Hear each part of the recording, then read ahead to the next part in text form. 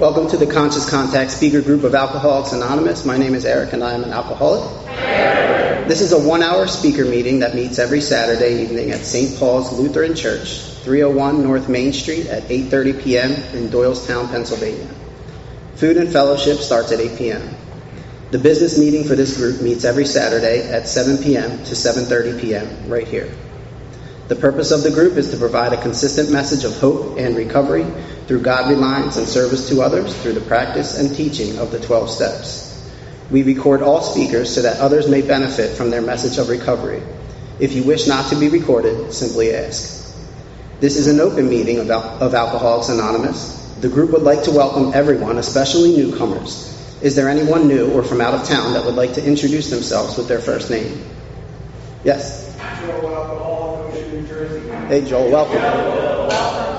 Tony, Round Beach, New Jersey. Hey, Tony, welcome. Joe, Freehold, New Jersey. Hey, Joe, welcome. Hi, Tom, welcome.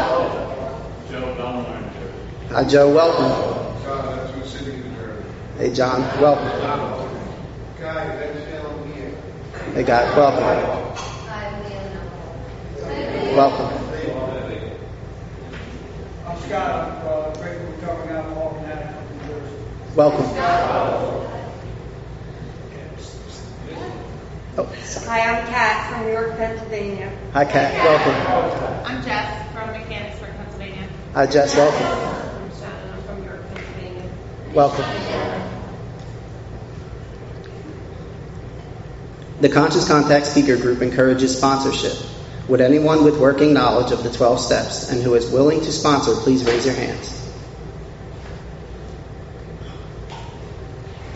Are there any announcements for the good of AA? Yes. I have long-timers brunch tickets for $10. It's October 16th in Boston Pike, Feastville. $10, 9 and noon, Brookside Manor. It's the support District 23, $10 a ticket. And usually about 5 or 6 speakers if they're a year or more. They speak for like 12, 15 minutes. After the you're interested. Thank you. Yes. Jason, an alcoholic. Hey, Jason. Tomorrow marks what we're celebrating 2 years, studio anniversary, so food, fun, and fellowship. So it's a 6:30 meeting, and then after the meeting, there'll be a full celebration. So all welcome. Thank you. We have meeting lists and big books on easy terms. Please see me or any home group member after the meeting.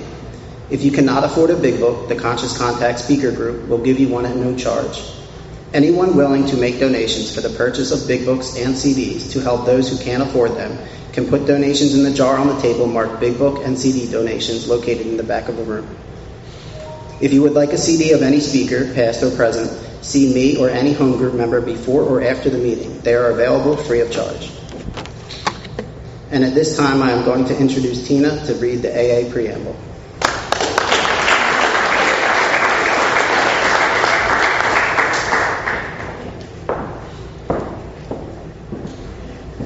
Hi, I'm Tina. I'm an alcoholic. This is the AA Preamble. Alcoholics Anonymous is a fellowship of men and women who share their experience, strength, and hope with each other that they may solve their common problem and help others to recover from alcoholism. The only requirement for membership is a desire to stop drinking. There are no dues or fees for AA membership. We are self-supporting through our own contributions. AA is not allied with any sect, denomination, politics, organization, or institution.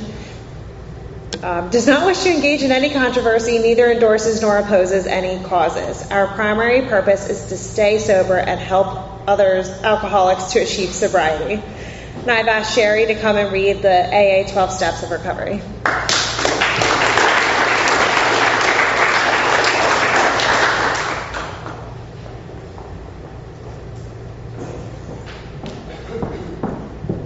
Hi, I'm Sherry. I'm an alcoholic. These are the 12 steps of recovery. 1, we admitted we were powerless over alcohol and that our lives had become unmanageable.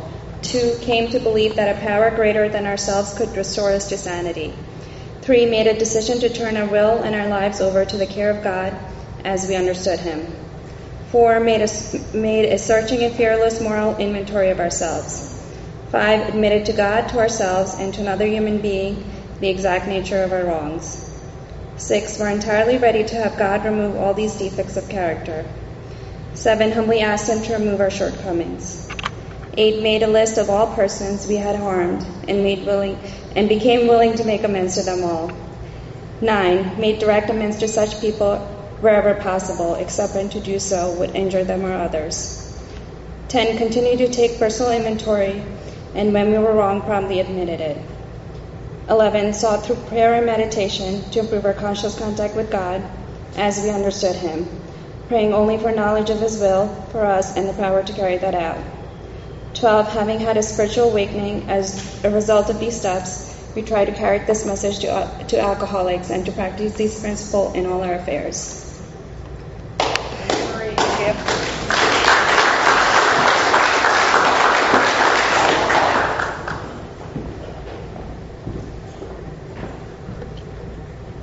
The seventh tradition. Every AA group ought to be fully self-supporting, declining outside contributions. At this time, I would like to pass the baskets. We have no dues or fees, but we have expenses. This group provides many services. Your donations cover rent, big books, CDs, events, and workshops. There is absolutely no smoking on church property. Please take a moment to silence all cell phones and limit movement during the meeting in order to avoid distractions.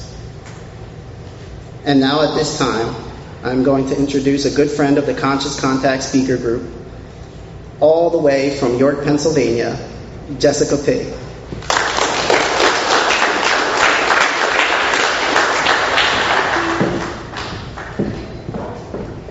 Hello everyone, my name is Jess and I'm an alcoholic.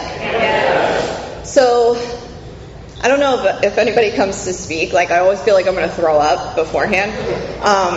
But I know, I've been doing this for a little while now, so I know I'll be conscious for about the first 5 minutes thinking about what I'm going to say, and then God will take over and whatever's meant to come out will come out. So I have a sobriety date. It's December 28th, 2016. I have a home group. It is a Common Solution in York, Pennsylvania, Sunday nights at 8 p.m. We would love to have you if you're ever down our way. I have a sponsor. She knows she's my sponsor. She's been my sponsor since I got sober. I'm really lucky that way. She knows everything about me. And I have the honor and privilege of sponsoring other women in this program. 2 of them are here tonight. Sometimes they'll say it's an honor and privilege to be sponsored by me, but not all the time. So I think that means I'm doing a good job. One of my sponsee sisters is here. That's awesome. Somebody I went to high school with and elementary school is here, so that's pretty cool. Because if you would have known me back then, I'm sure you wouldn't have thought that I would be standing here today. I know I wouldn't have. So my job tonight is to tell you what it was like, what happened, and what it's like today. What it was like was I was born in Brooklyn, New York. We lived there for 6 years, so I don't really remember it too much. Then I moved to Doylestown, Pennsylvania, so really close to here. And that's where I grew up. I have a lot of trauma in my story. And I talk about it a little bit because it didn't make me an alcoholic, but what it did do was it made me have an identity crisis. So when I was 4 years old, I was in this Girl Scout troop called the Daisies. And we had a male Girl Scout leader. So at 4 years old, I started being molested. And I didn't remember it until I was 15. And I had my first sexual experience. And again, that doesn't make me an alcoholic, but come later in my story, when the same thing happens to me when I'm 15, 16 years old, a guy climbs through my window, and I was sexually assaulted, and I went and I woke my parents up, and they didn't believe me. And it wasn't until they went to let the dog out in the morning when they saw that my screen was ripped open and there was a bench underneath my window. So we called the police, and they come out and they were like, "Are you sure you weren't just making out with your boyfriend?" So this starts to give me some sort of identity crisis, this is what is supposed to happen to me. When I'm 18, I used to drive to Temple. I wasn't enrolled there, but I drove there a lot to party because the Owl's Nest was there and they would serve you underage. They didn't care. This was also the 90s, because that's how old I am. But they would, and it was before like everybody knew about roofies and all of these like date rapes and all that stuff. So we would leave our beers on the table and come back to it like it was nobody's business. So that happened to me too. So again, that goes into my identity. This is just what's supposed to happen to me. When I was 19, I came home one day, and my dad was like, listen, you have got to get a full-time job or you have to go in the military. And I was like, bet, I'll go in the military. So I went and I talked to the Marines, and I came home and I was like, I'm going to be a Marine. I'm going to have a sword, because that's what was on the commercials, you know. They had a sword in front of their face. So I was like, I'm going to be a Marine. And my parents were like, you're absolutely not going to be a Marine. Let's go talk to the Air Force. So I went and talked to the Air Force, and a few months later I was in basic training. Now, while I was in the military, it's basically okay to be an alcoholic, right? Like, it's almost a requirement. So you go and you party and you drink and you have fun. And I enlisted before September 11th happened, so it was just a job where I wore like a cool uniform too. And then September 11th happened, and of course everything changed when you were in the military. I had been dating a guy for almost a year, I would say, and September 11th happened, and we thought that we were going to both deploy. So October 2nd, we got engaged, and when I say we got engaged, I mean we went to the Christiana Mall, and we went to like K Jewelers, and he was like, hey, I have really bad credit, so I'm going to need you to open up the credit card. So I paid for my own engagement ring, and he was like, do you want to wear it out? And that was like my big romantic proposal. I was like, yes, I do. So October 6th, 4 days later, I got married, super alcoholically, because my alcoholism shows up in many different ways in my life, and that's one of them. So we get married. That was a really good practice marriage, I like to call it. Most people in the military have them. It like teaches you how to fill out your paperwork, to get your name changed, do your taxes. You get to live off base, so you get more money. And then you also get to learn how to get divorced very quickly. So we did that. We were stationed over in England, and we were very young and very stupid. So I got divorced, and then my alcoholism starts to show up more and more. So I found out that he was getting married to somebody else, and I didn't like want him, right? But like seeing somebody else with him was like not okay. So I started drinking a lot, and that's my first stint in a psych ward in England. And I was still active duty at the time, so a lot of paperwork had to be filled out, profiles and stuff. I did my first stint in the psych ward there. I was only in there for like 3 days, but I come out and I'm drinking a lot. But it's all like okay because I'm still young, and I think like it's good because I can drink until like 3 o'clock in the morning, go home and sleep for a few hours, and then wake up to be like on base at duty at like 7 o'clock in the morning, and like everything's good.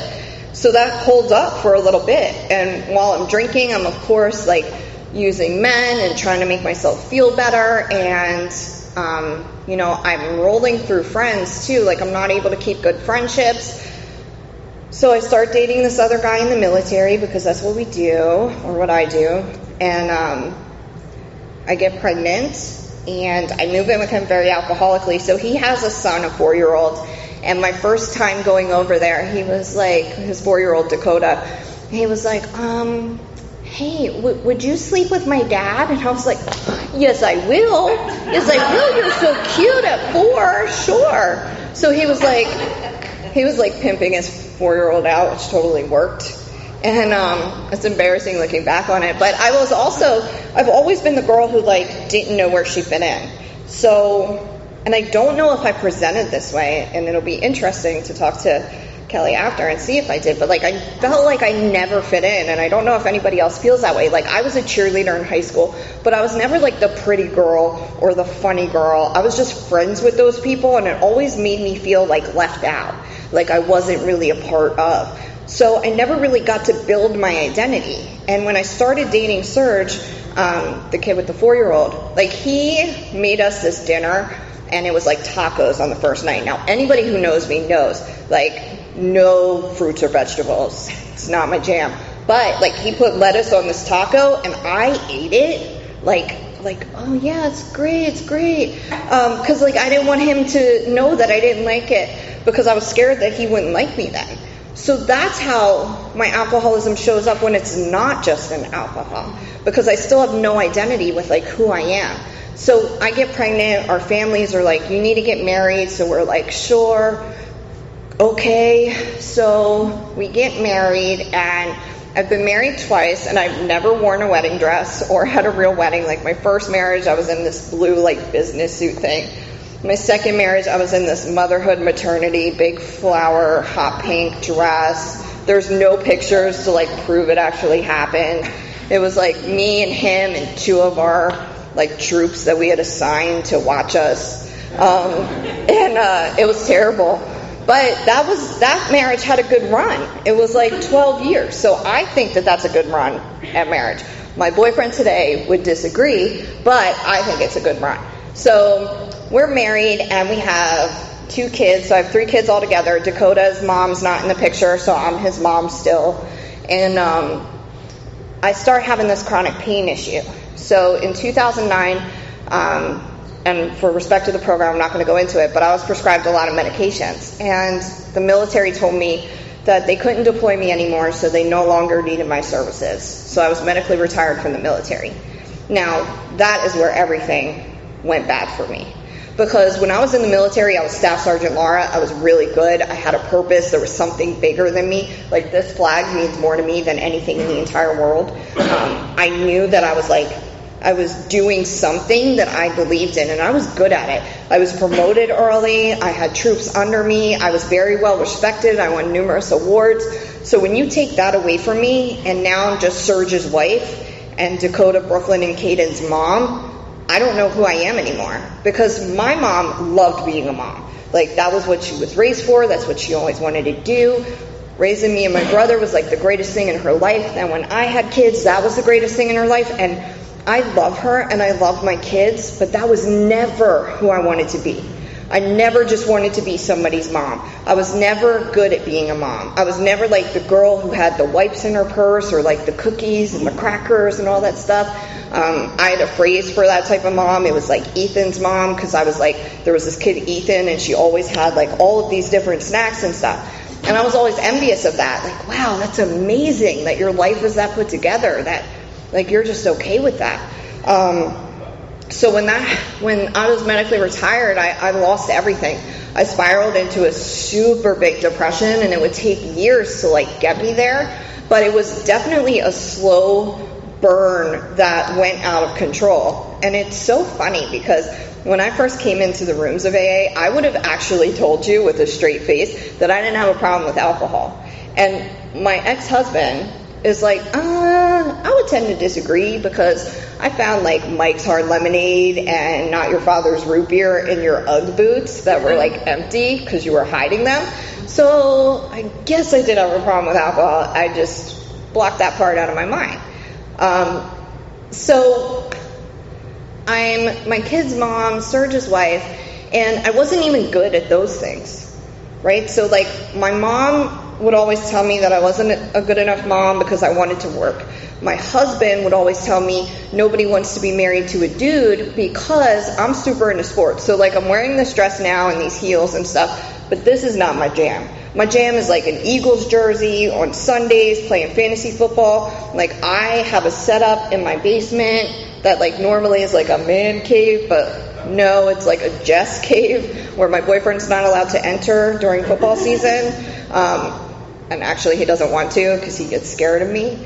But I'm super into sports. I love the UFC. MMA is my favorite. And my husband would always say to me, nobody wants to be married to a dude, Jess. So for a long time, I thought I just wasn't good enough. I wasn't good enough for the military. I wasn't good enough for him. I wasn't good enough as a mom. So I truly believed like I had nothing to offer anybody. And my alcoholism would support that.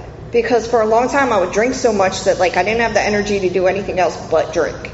And I would lay on the couch and I was sick all the time. Or my kids couldn't have people come over because mommy was sick again. And it was just a miserable existence, both for me and for them.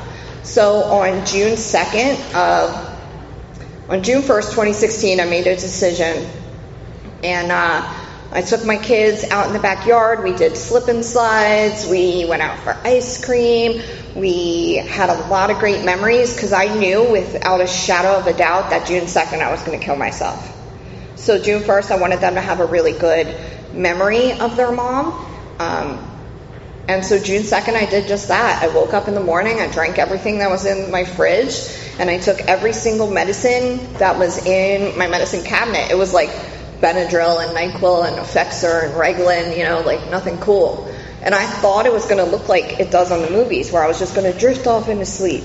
But that's not my experience. My experience was that my body was paralyzed. I started choking on my own vomit, urinating on myself, and until eventually I lost consciousness. And the only reason I'm here right now is because God was working in my life way before I would have said God was working in my life. My daughter got sent home with a stomach ache. My husband brought her home. She spit a straw wrapper on the floor. The trash can was upstairs because mommy was sick again. He went to throw it away, and there I was, down on the bed. And he had to give me CPR. And my daughter saw me like that. She saw me on the bed like that. And she was 10 years old, and this was the day before her 11th birthday, because that's the type of mom I am. And I would have sworn, and even going back there in my mind, I would have sworn to you, hand on a Bible, my kids will be better off without me, my husband will be better off without me. All I bring is pain and sadness and desperation, and they'll be sad for a little bit, but they'll get better. He'll find somebody else. They'll have a mom who's able to do things with them and wants to do things with them. And I truly believe that.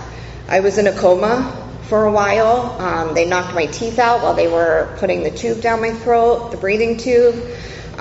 When I came to, when I woke up, it was not an experience like, oh, whew, thank goodness that didn't happen.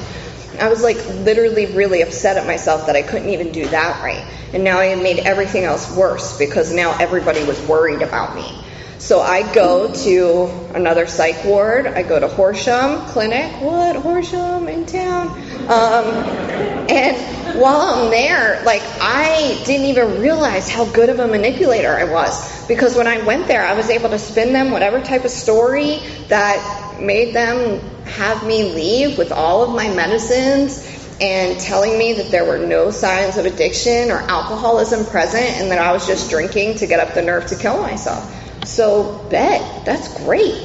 So I go home and I'm without drugs and alcohol. I would never say sober, but without drugs and alcohol for a little bit, probably about 3 weeks or so before I start doing the exact same thing I was doing before. Drinking, hiding the drinks, stumbling, falling, until December. I do the same thing, except this time I grab a knife over, and I don't remember this at all, but I definitely believe it happened because I trust the people who told me. But I grabbed a knife over my youngest head and I said I was going to kill myself again. So this time, there's been a few great moments in my life where at the moment they were not great moments, but looking back on them now, I really appreciate them. So my mom and my husband, we were still married, came to see me at Brooklyn Behavioral Hospital, and they sat me down and they said, listen, you cannot come home. You have to go to rehab or you're going to go to a homeless shelter. And I was like, what? No. I'll go to rehab, sure. I'm too bougie for a homeless shelter. So I decided that I would go to rehab. And I was still under military insurance, so the military only covered one rehab, which was Roxbury on the eastern seaboard. So I had to wait in the psych hospital for 19 days for bed and rehab to open up. And I don't know if anybody in this room has the pleasure of being in psych wards, but after day 5, right, you start to get crazier.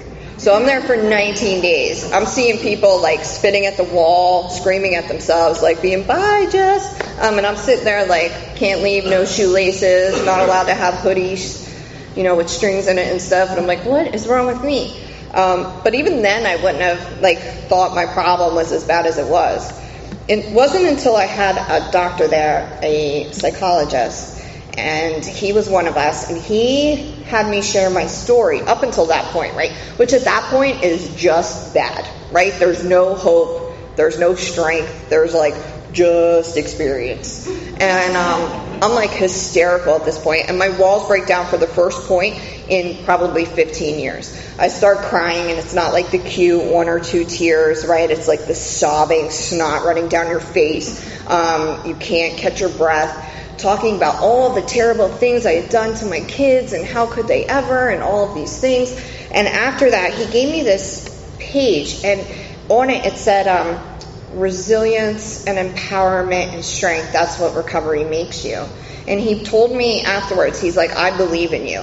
Now, this is the first person that I felt really believed in me in years. Definitely since I was retired in the military in 2009. So for 7 years, I haven't had anybody believe in me. I've had a lot of people tell me about being a burden, and a lot of people tell me about how I bring sadness to their life. But this man told me he believed in me, and he was a doctor, like a PhD. So I believed him. I was like, he must know what he's talking about. And thank God he did that, because he was one of us, and he was the first person who like showed me that this can work. He said to me, I've been where you are, and I got through it this way. And if that person wasn't there at that moment, I don't know where I would be today. And while I was there, like I would talk to people, and I still wasn't sure that I was never going to drink again. I'm still like, I don't know, I'm not going to drink tonight. But at the time, I like did not know that like not drinking would be a thing for me. I had no idea that that would be a thing. So finally, God works in my life again, because the shrink psychiatrist told me, he was like, listen, you can't stay here anymore. He was like, I don't know what's going to happen, but either this bed needs to open up today, or you're going to be out in the street. So luckily a bed opened up that day, and that's another time that God was working in my life. And I went to Roxbury Treatment Center, and I've been to rehab one time, right? So I'm so naive, okay? I go to Roxbury, and there's like 75 of us in there or something like that. And I still don't know if I'm going to be sober or not. But there's 3 very important people in my story that I met in treatment, and none of them were the staff members. So the first person, he wrote down the 3rd step prayer for me. And he was like, here, why don't you say this? And I was like, no. Like, I don't do that praying thing. And he was like, well, what else are you doing? And I'm like, nothing. And he was like, well, here, just try this. So he was the first person to introduce me to AA, and I still have that piece of paper that he wrote it on for me. And he's been in and out of the rooms, and like I'll circle back to him in a little while. But the second important person introduced me to my sponsor when we got out of treatment. She was like, hey, this is a friend of mine. She's been sober for 5 years. I think she'd be great for you. And she's no longer in the rooms, but she introduced me to my sponsor, who's still my sponsor today. So that's another way that God's working in my life. And then the third person was my rehab roommate, who I would call like my best friend, right? So connections happen very quickly in rehab. And she became my best friend. My husband came up for a family session, and I started listening to the speakers probably when I was like 10 days in treatment. So I started listening to all these people, and they're like talking about recovery houses and how they stayed sober, and like not going back to people, places, and things, and all those traditional things that you hear. So my husband comes up, and he's like, I'd like to drive you to and from AA meetings. And I was like, yeah, that's not going to work for me. And then I said, well, listen, I really think I need to go to a recovery house. And he was like, if you go to a recovery house, our marriage is over. So in that moment, my marriage was over. So because I had some sort of spiritual awakening in treatment that gave me the ability to see clearly. So for this time, I had been away from my husband for those 19 days, then the extra days while I was in treatment, and I started to find out, like, who is Jess? So not Serge's wife, not the kid's mom, like, who am I? Because when I get to treatment, I don't know anything about me. I couldn't tell you what type of music I liked, what movies I liked. I didn't know anything about me. I had been lost to myself for so long that I started to find myself again. So when he said that to me, it was just clarity. It was like, okay, so this is what I need to do. So I decided to go to a recovery house, which at that time meant that I was leaving my kids and I was leaving my husband. So my family did not appreciate that sentiment at all. There was a lot of people, especially my mom, who said, what kind of mom leaves her kids? Like, how selfish are you? And I got to York, and I went to Choices of Recovery House, and it's been around forever. And when I get there, I'm like an old head, right? So I'm like 36, and I'm living with 22-year-old girls who are running around reckless. And I get there, and they're listening to trap music, right? And I've never heard trap music, but all of a sudden, I'm like straight hood with it, right? I'm like walking to the way out on Thursday nights, like, yeah, what? Get some, like, what? Like, who are you? That's the point. Like, I had no idea who I was. None. I just wanted these young girls to like me because I was so alone and lonely. So I started doing the step work and all of that stuff, and my daughter didn't talk to me for 6 months when I got sober because she was really angry that I left, and she had every right to be angry. And I would call my sponsor, and she was like, well, listen, the family heals on their time, not on your time. Just because you have a program does not mean that they have to heal when you heal. It does not work like that. So she was right, and she would say, like, all you can do is keep calling. So I did that. I kept calling, and I kept, like, being okay when she would tell me she didn't want to talk to me, and she wouldn't come to the phone, and I would be okay. I mean, behind the scenes, I would definitely fall apart, but to her, I was like, okay, that's okay. Like, I'll be here when you're ready. So I go to York, and again, I've only been to treatment one time, so I legitimately thought that all 60 of us who like graduated around the same time were gonna stay sober, right? I'm like, we're gonna go bowling, and we're gonna be at each other's celebrations, and it's gonna be amazing. And that happened for about 2 weeks, and then people start like drifting off. A couple of them are in jail for murder or like armed robbery. A couple of them relapse right away to where it ends up being just like a handful of us. And I was devastated, but I was also scared straight a little bit. When people would come in and talk, I would hear them say, like, maybe one of you is going to stay sober. And I told you guys, right, like, I love sports, so I'm super competitive. So I'm like, bet, like, that's going to be me. And, like, no BS, probably for my first year, that really helped carry me through. Because I was like, I will never go back and say it didn't work. So, but in New York, I'm having a good time. I get through my steps, and, like, I know a lot of speakers come up, and they're like, and when I was on my 5th step, I had my spiritual awakening. So probably for my first 2 years, I said those same things because I felt like that's what I had to say. And when I did my 5th step, I was so nervous, right? Because I don't have a great history. And I was like, my sponsor, she was engaged at the time. I was like, she's not going to want me to talk to her fiance ever. And I was terrified that she was going to like look down on me, but that didn't happen. And I'm really grateful for that experience too, because that showed me that people can, people who have been through it can change and can start to see people for who they are, not for what they did before. So I told the rehab roommate that I was like really good friends with at that time, I was like, I did my 5th step. She's like, okay, did like the sky change colors and the birds start singing? And I was like, no. She's like, you didn't do it right. And I was like, oh shoot, I didn't do it right. And I was like terrified that I didn't do it right until she relapsed 3 weeks later. So that like, I need to watch who I'm listening to. My sponsor's been mean to me 2 times. Since we've been working together. And it's not even mean, but at the time I thought it was mean. So my husband and I were getting a divorce, right? I'm sober about 4 or 5 months at this point. I go home and he's like, I started dating somebody. And I'm like, great, that's awesome. I'd love to meet her. And he was like, well, you already know her. And I'm like, what? And he's like, yeah, Lori and I started dating. And I was like, I'm sorry, what? And he was like, yeah, so Lori was my friend since 7th grade. I've known her for 25 years, right? So my first alcoholic reaction is probably what? What are you thinking? Like, we're going to trash her car. I know where she lives. All of those kinds of things. So I call my sponsor, and she's like, well, what are we going to do? And I told her what my plans were. And she was like, well, we're not going to do that. Here's what we're not going to do. That. And I was like, okay. And she was like, well, let me ask you a question. And I was like, okay. And she was like, do you think she's a good person? And I was like, well, if you would ask me a few weeks ago, I would have said yes. She's like, do you think she'll ever hurt your kids? And I said, no. And she's like, well, how lucky are you that there's another woman in your kid's life that you don't have to worry about is going to hurt your kids? And I was like, B word. See? That's how I'm getting away with that.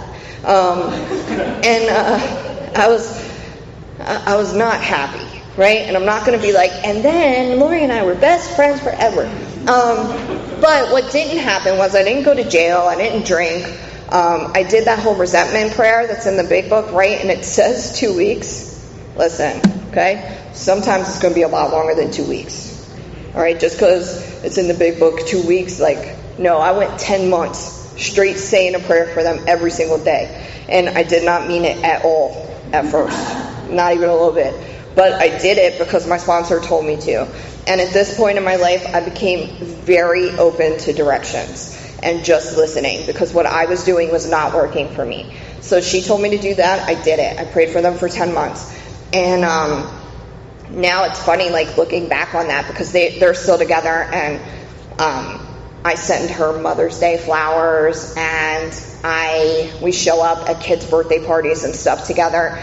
And the four of us, him and her and me and my partner, we can sit there and laugh. And Lori and I will laugh about high school and about boys in high school and joke around and have a good time. And I'm able to show my kids that we're still a family and this is what it looks like. And how lucky is that? And we're my kids, I'll never forget, we were at my daughter's 14th birthday at Grundy's ice rink. And the four of us were laughing and stuff. And my daughter's friends were like, what is that?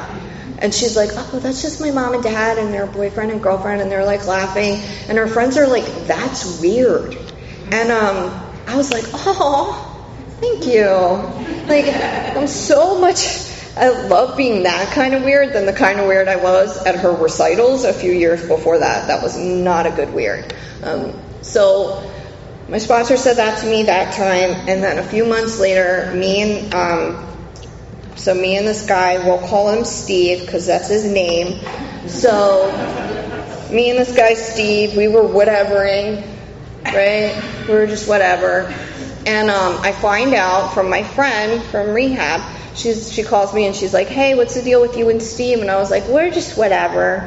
And she was like, oh, really? She was like, because I think he wants to whatever with me. And I was like, what? So again, my first instinct is to send him a bunch of not nice messages on Facebook and Instant Messenger because he was away on business. And I call my sponsor and she's like, oh, you need to come over.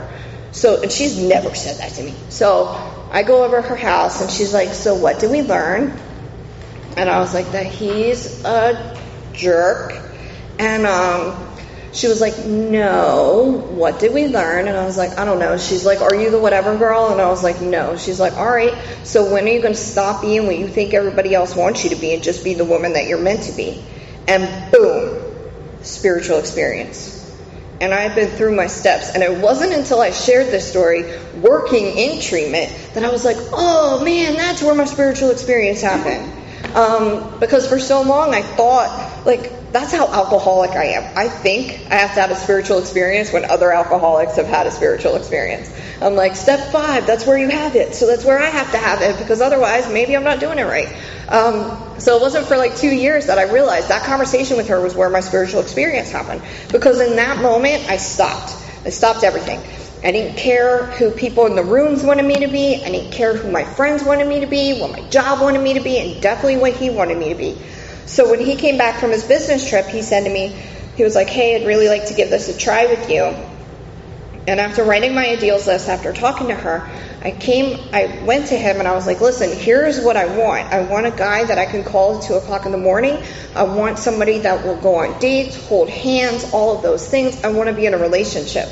And he was like, I don't know if I can give that to you right now. And I said, I didn't say right now, but this is where I'm going. So if you're not going here, then that's okay. And it was in that moment that everything changed, because I've been so busy trying to be who I thought he wanted me to be that he had no chance to get to know who I was. And that's why he didn't like me. And him and I just celebrated 4 years together.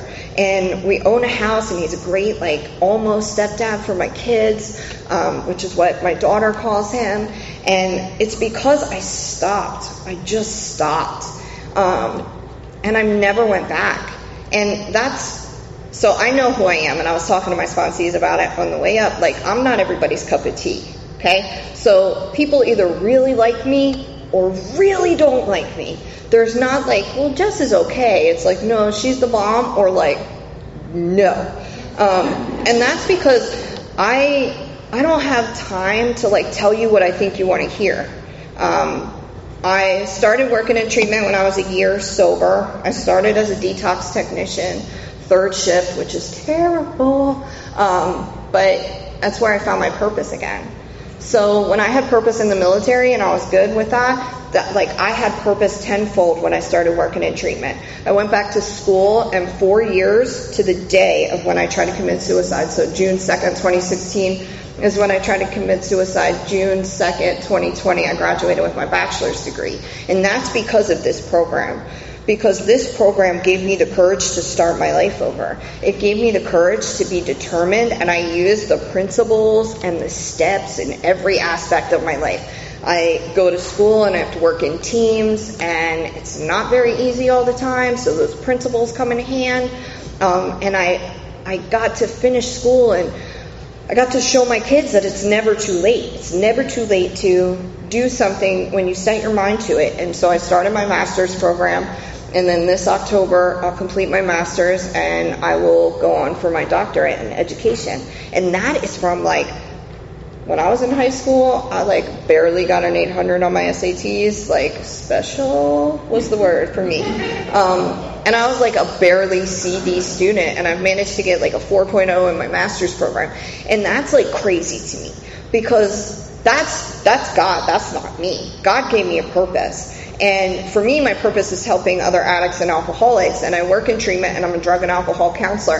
And just like I was able to manipulate those people in Horsham who sent me home with all of my scripts and told me I wasn't an addict and an alcoholic, I think working in treatment and being one of us is amazing, because people come up with all sorts of stories of why they're not an alcoholic. And I'm like, oh, okay. Well, the good news is I can't call you an alcoholic until like you make that realization. I'm like, but is your life unmanageable? No, 3 DUIs totally manageable. Okay, like that checks out. So sometimes I'm able to use like my knowledge from being there for the good of other people. How my life is today. So my life is awesome. I got the degree. That's great. I got to be a counselor. This year has been tough. I would say probably the last 14 months were tough. I was working in treatment, and I was being a case manager, and I got my degree, and I was told that when I got my degree I'd be able to be a counselor, and I've always wanted to be a counselor.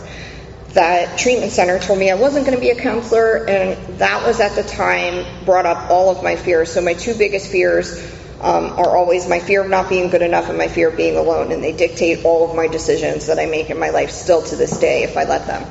So when I was told I wasn't good enough to be a counselor at this particular treatment center, that was the closest I'd been to a drink, and this was June of 2020. So I went to a meeting and I shared about it, which when you have like a little bit of time and you're sharing about like how drinking sounds appealing, it takes a lot of courage to do that, because we get in our heads and we're like, I have 2 years sober, I shouldn't think about drinking alcohol, which is crazy, because like that's why we're alcoholics. But I shared about it, and I did that because I was told like that's how I stay better. So I did, and I didn't drink, and I was really proud of myself for that. And then this year became hard. I got custody of my kids back a few years ago. My daughter was having a lot of difficulty with her dad, and nobody understood why until this year. My daughter was turning 16, and she had a serious boyfriend, so I sat her down at an IHOP where all good conversations take place. And I was talking to her, and I said to her, like, okay, you're about to be this age now, like, I just want you to be safe and all of these things. And she was like, hey, Mom. And I was like, yeah. She's like, do you know, because when I would drink, I would also have Ambien. So, and Ambien, I relate to alcohol very closely, because it's just like getting drunk for me. And when I would drink and take Ambien, my husband would get the benefits of that, and he would do whatever he wanted to me, and I didn't know about it until I found pictures and videos later. And that makes him sound like a scumbag. However, at some point I knew what was going on, and I still continued to do it, so I need to take accountability for that. But my daughter told me, she was like, hey, Mom, do you know that Dad has all these pictures and videos of you? And I immediately started crying because that's not something that any mom wants their teenage kid to like see or know about or anything like that. And she was like, I've known for 4 years and I didn't say anything. And she was like, and I'm sorry I didn't say anything, but I didn't want to tell you what was happening to you. And I didn't want Dad to go to jail, even though I felt like he should. And I was like, man, like the burden that little girl had been carrying around for 4 years all by herself, it started to explain her relationship with her dad and why it was a problem and why nobody knew what was going on, because we weren't able to see it because she felt like she wasn't able to tell anybody. And that broke my heart for her, because that's where I was so many years ago when I went to my parents and I told them what happened to me and they didn't believe me. And then from then on, like I never told anybody about anything else that happened to me ever again because I thought I wouldn't be believed. And for my daughter to feel like she had to hold that burden by herself was so terrible that I remember calling my sponsor and just being hysterical. And she was like, Jess, what I need you to understand is that this was not your fault. And I had a really difficult time because I'm all about self-empowerment and I'm all about being a survivor and not being a victim. And I felt like a victim in that moment. Like I was blasted back in time to when that was happening and I didn't like it. And it was unclear to me how to help her get through it. And she, of course, she has trauma from when she saw me on the bed like that. And she has OCD and she goes to therapy. And I talked to her therapist this year when I was about to celebrate because of COVID. I wasn't able to celebrate in December. It didn't happen until like the end of May of this year. And I talked to her therapist and I was like, hey, do you think it's a good idea if Brooklyn comes to hear me speak? And she's like, I think that would be a great idea, because now there was nothing that I was hiding from her, because I used to share about that story with her dad, but I would never want my kids to hear that because it's just not like, who wants to hear that about their dad? So I would never invite them. So my daughter came to hear me speak this time, and it was amazing to have her out there and looking at me and seeing me in a totally different light from everything that I've been through in my life to where I am now. And she said to me at the end of that, she was like, Mom, that was the most empowering thing I've ever heard in my life. And I look at you in such a different way. So what I try to do now is I'm all about empowering, especially other women, but any addict or alcoholic. Like I'm all about like picking yourself up and changing your life and making it better. And I try to do that in every single way that I can. I do it in my job. I try to pass on the message, because sometimes like I'll just be the only experience that people ever have with sobriety. Sobriety gave me a better life than I ever would have thought possible. I'm with the same guy. We have a great relationship. It's not, when I was growing up, I thought if a guy loved you, it meant that he was yelling at you. I thought that that's what love looked like, because that's the kind of environment I was raised in. If you're not yelling, then you don't care about me. And that's how toxic it was for me. So when him and I are together and we're not arguing and stuff, I'm like, oh, maybe he doesn't care about me. And that's how sick I am. But now, like, he shows up. My daughter has a great relationship with him. She calls him almost. She bought him something for Father's Day with her own money that she earns from Rita's. And, they have a great relationship where they joke, and she feels safe. She feels safe with him. And I feel safe with him. I'm not worried. Like, I'm out here. I'm not worried about what he's doing at home. I know exactly what he's doing. He's watching UFC by himself in the basement. And that's great that I feel protected enough to, like, not worry about what's going on at my house. And my daughter gets to see what a relationship looks like. And her dad is in a good relationship with Lori, too. And the fact that we can have two separate relationships and come together and be a family is one of the single greatest gifts that my kids have gotten from my sobriety. Because we're all able to get along and laugh and have a good time. And there's no animosity. There's no hatred anymore. They just get to see that this is what love looks like. Because we stayed together, my husband and I stayed together probably for about 7 years too long, because we thought that's what we should do. We thought it would be better off for the kids if we stayed together. And in reality, what we did was we damaged our kids for an extra 7 years. Where now they get to see us be in two healthy relationships, and they get to see what a healthy relationship looks like. Because I truly believe with all of my heart, we teach our kids what love looks like. So if I'm in a relationship where I'm yelling all the time or he's yelling at me all the time, that's what my daughter looks for. And that's what she'll expect from a relationship with her significant other. So that's never what I want to teach her. I've been very honest with all three of my kids about alcoholism and addiction and how it can impact their life. Because I know that as teenagers, they're getting to that age. My son is already 21. He works at Pyramid in Langhorne. He's not one of us, but he can give them a different experience being the child of an alcoholic and how that impacted his life. And my daughter is very aware. My youngest is very aware. They all know that there's alcoholism present in our family. Now, do I think that's going to stop them from drinking alcohol? No. Because my parents told me that there was alcoholism very heavy in our family. And did that stop me? No. But why I'm so honest with them about it is because not only am I the face of alcoholism to them, I am the face of recovery to them. And I'm the face of the woman who can show them it's never too late to change your life. It's never too late to fix your life. And you can become unstoppable. I now truly believe that I am unstoppable in anything that I do.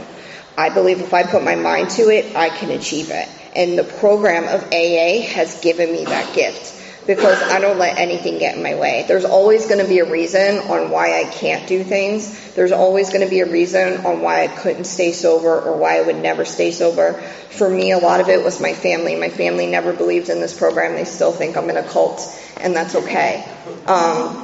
Because it's not my job to teach them about AA and why it works and why it works for me. My mom made me cry every single time I went home to visit my kids because what type of mom would leave their kids? I invited my mom here tonight. She did not come. I invited my brother here tonight. He did not come. You know who did come? My AA family. So blood doesn't have to understand you.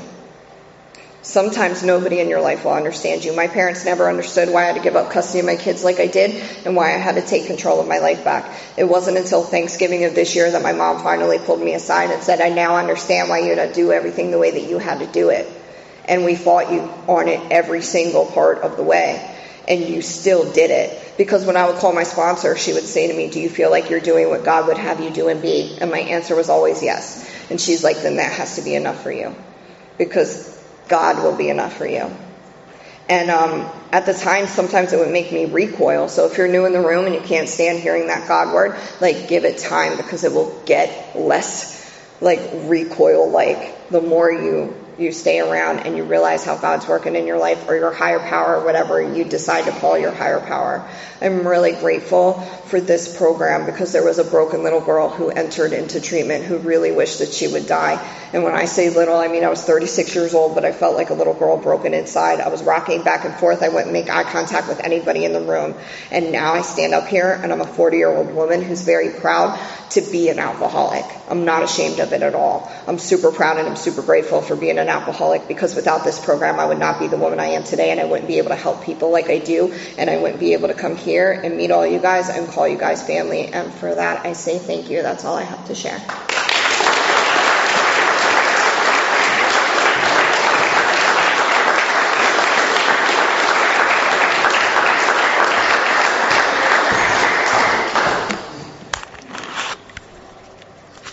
Okay.